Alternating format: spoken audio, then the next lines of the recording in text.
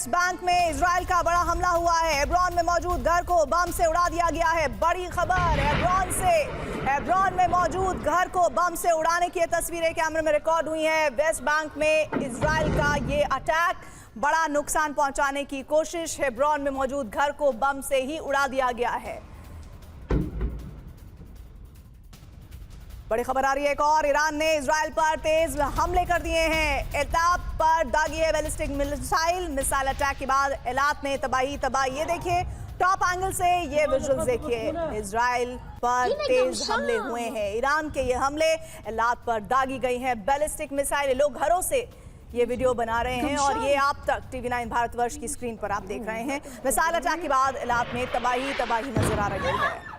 और इस बीच आपको बता दो, होर्मुज को लेकर डोनाल्ड ट्रंप का बड़ा ऐलान। होर्मुज खुला रखने के लिए युद्धपोत भेजेंगे। दुनिया भर के देशों से ट्रंप की अपील, जिनके जहाज होर्मुज में प्रभावित वो सेना भेजे। होर्मुज को जल्द सुरक्षित और आजाद करेंगे, डोनाल्ड ट्रंप का ये बड़ा बयान।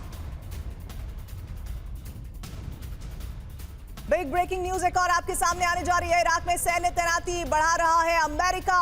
सीरिया से सैनिक और एयरक्राफ्ट भेजे गए हैं। इस वक्त बड़ी जानकारी आ रही है, इरबिल में अमेरिकी बेस पर तैनाती होगी। इस बात को सुनिश्चित कर रहा है अमेरिका।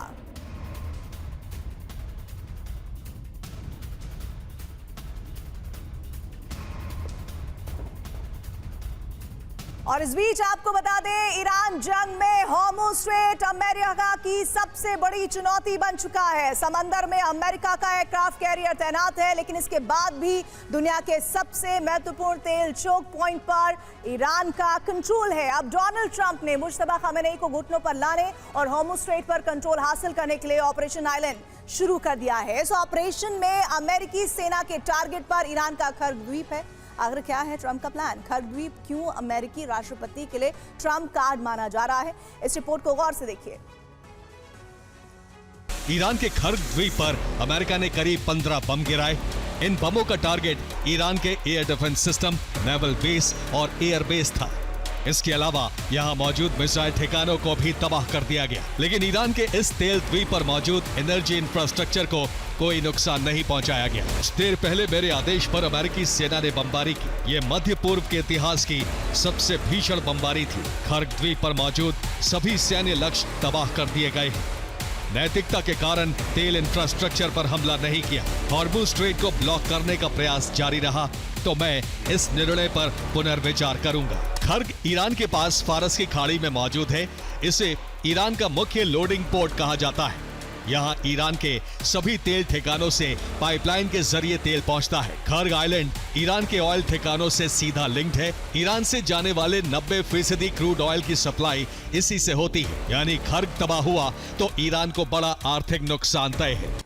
साल 1950 से 1960 से वो दशक था जब दुनिया में सुपर टैंकर्स का इस्तेमाल बढ़ने लगा। ज्यादातर देश तेल आयात के लिए इन्हीं विशाल तेल टैंकरों का इस्तेमाल करने लगे, जो आज भी जारी है। इनकी लंबाई करीब 1000 से 1100 फीट के आसपास होती है। ये अपने साथ 20 से 22 लाख के बैरल कच्चा तेल लेकर जाने की क्षमता रखते हैं। ये इतने विशाल होते हैं कि जहाज का करीब 65 से 82 फीट का निचला हिस्सा पानी में डूबा रहता है। ऐसे में इनका उथले पानी में जाना बेहद खतरनाक होता है, जबकि ईरान की बड़ी कोस्टल लाइन उथले पानी में मौजूद है। ऐसे में सुपर टैंकर्स आसानी से यहाँ नहीं पहुंच सकते थे। इनके क्षतिग्रस्त होने का खतरा था। यही वजह है कि ईरान ने खर्ग द्वीप को अपना ऑयल हब बनाने का फैसला किया। ईरान के सभी द्वीपों में खर्ग द्वीप के आसपास पानी सबसे ज्यादा गहरा था। यहाँ लंबे डॉकिंग यार्ड बनाए गए थे और एक साथ कई टैंकर्स को डॉक करना आसान था, जिसके साथ इस द्वीप को ईरानी रिफाइनरियों के साथ पाइपलाइन के जरिए जोड़ा गया। वक्त बीतने के साथ ये ईरान के तेल निर्यात का केंद्र सेंटर बन गया। ईरान के कुल तेल निर्यात के 90% से ज्यादा सप्लाई यहीं से होने लगी। अमेरिका ने इस्फहान, तेहरान, नतांस और बुशहर पर भीषण हमले किए। बुशहर में मिसाइल लॉन्चर और नेवल ठिकानों को टारगेट किया गया।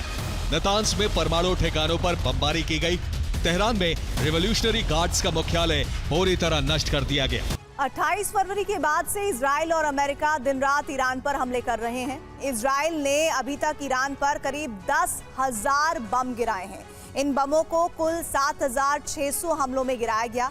2000 से ज्यादा हमले ईरानी सेना से जुड़े हेडक्वार्टर पर किए गए हैं। वहीं मिसाइल प्रोग्राम से जुड़े ठिकाने, मिसाइल डिपो और लॉन्चर पर 4,700 से ज्यादा हमले हुए हैं।